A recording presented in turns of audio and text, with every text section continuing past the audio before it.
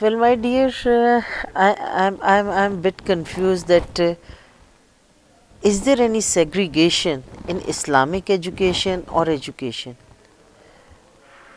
What Islamic education is? It's the same. What Islam focuses, it's the baseline of the education. It's all same. Being an educationist, I don't see any segregation in the Islamic education, or the education in a true form. The first and foremost principle of the Islamic education is to produce healthy, responsible citizens, those who can lead their life in a respectable way, and they should be able to safeguard the rights of others as well. What the other education means, it's the same, one and the same thing. It's just the, you can say, interpretation of their own mindset, and their not mindset, rather I must not comment on it, but it's the fact that they have their certain objectives behind this agenda. Otherwise, it's the same thing. The basic obstacle behind this is, previously I have mentioned, I have highlighted this thing, rather I have talked to few of my friends, they are working in this promotion of female education. I said that you people are talking at the policy matters, but who are the implementers? The executives working in the education department, who are they? They are the males. How could you expect them to promote these things? You know, when you want to implement some policies, you have to check upon the implementers, the executors. If they are in line with that thing, then your policy is being implemented. And if they are not aligned, then obviously the same thing is happening from last few decades.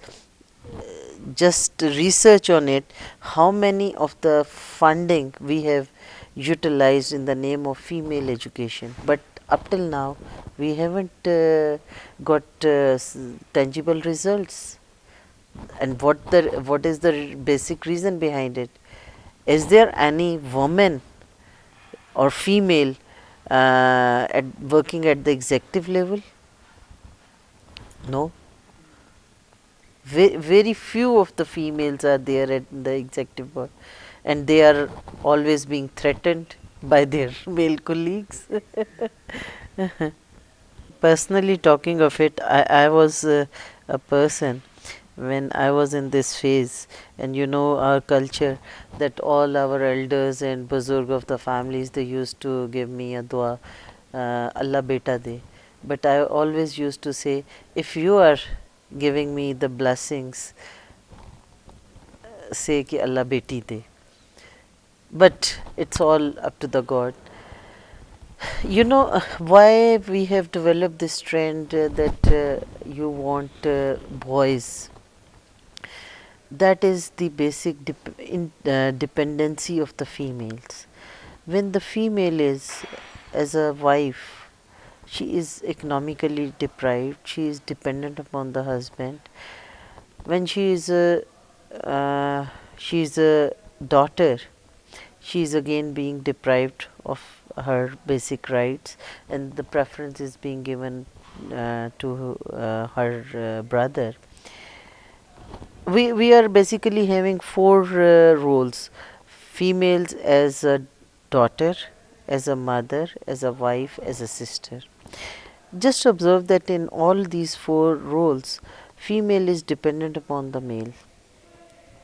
Yes, I agree, this dependency is being given by the God Almighty, the Creator, who has given this phenomena, but with the reason that the male are there to support them, to protect them, not to empower them. There is a conflict. We have been living with the Hindu culture, and what we have learned through ages, empowerment. We are not giving the rights to our females, rather the male, they want to empower them they want to exercise their command. So when a mother is expecting, she has a desire that she should have a son. Why? She want to come up from all of her deprivation.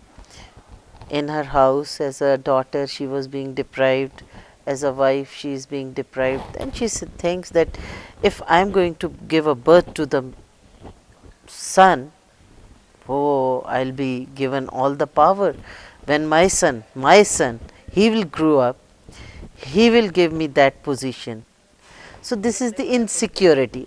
Again, it never happens, because again the same female goes through with the same cycle, that she pampered her own son in a way, she trained him to govern like a king, not to give the responsibilities, not to share the responsibilities, not to take up the responsibilities by virtue of the male partner, male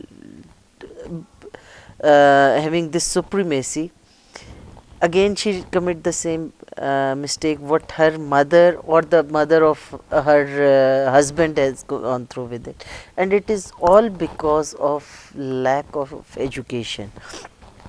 I am focusing on all these factors while I am raising up my sons. I am having two sons, and I always tell them that I want you to make a sensible or responsible person, because you have to take up the responsibility of your family.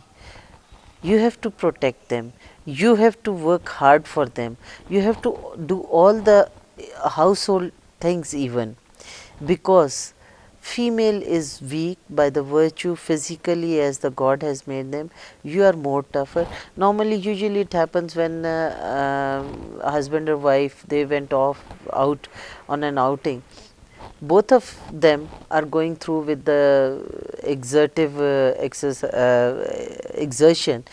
Moment they are back in the house, husband will always ask, I am too exhausted, please bring me a cup of tea. Why? She was along with you, she was going through with all these things, and physically you are more strong than the female. Now it's your duty. You can say, okay, relax, have a good time, go and fresh up, I'll make a cup of tea. Believe you me, start exercising all these practices. Ultimately you will say, you will see that how the females are going to respond. That's the basic phenomena of Islamic education, to nurture, to give the respect and honor, and then ultimately the females, they are going to give you the affection, care, love, which is their role and responsibility. So there is a confusion in our roles and responsibility, and an uneducated society is not focusing upon this thing. बस बहुत है. अच्छा, regarding the policies, constitutions, legislations, there are a number of things there. Again there is a big question mark, who is going to implement? There is a lot many of documentation, it's there, but we are not implementing it. We have to now focus on the implementation phase. Well, for females, I always say that never think you are incompetent. You are the most competent gender of, because the God have given you such a power. You are the creator. God has given power of his own. He is a creator, and then a female is a creator. Mother is a creator. If you are having so much power, blessings of your creator, you are not a weak person. What is being required, that you have to take up your responsibilities. If you take up your responsibilities, definitely your rights are safeguarded.